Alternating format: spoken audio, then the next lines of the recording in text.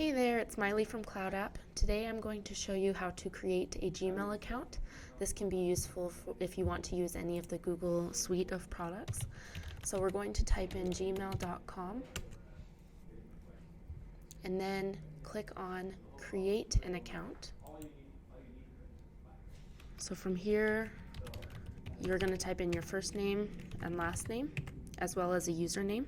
Now, Google will let you know when you type it in here if that username is already taken.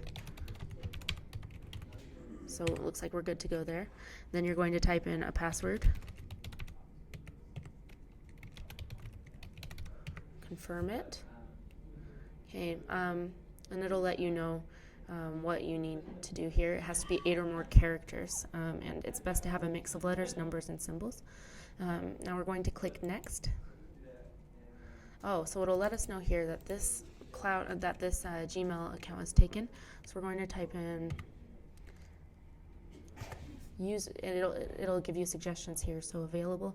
I'm going to type in user Cloud App, and it's asking for a stronger password here. So I'm going to type in. Let's click Next now.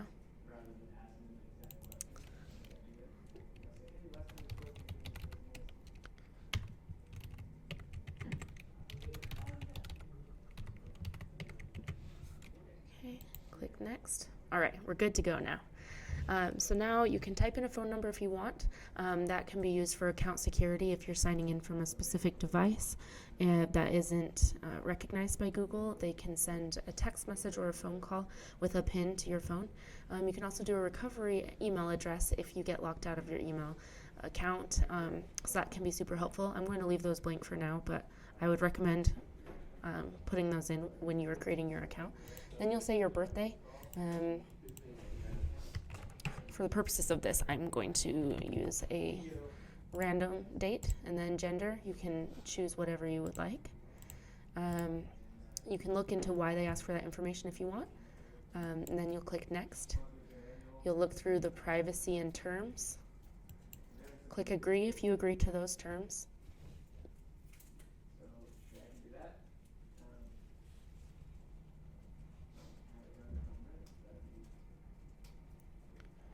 Great. So now there's going to be a welcome box that pops up when you go to your email for the first time.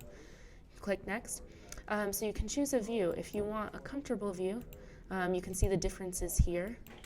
There's also the compact view if you want to see a lot more emails at once. I'm just going to go with the default. And from here, I will end this video, but I am going to show you how to customize your Gmail account after this.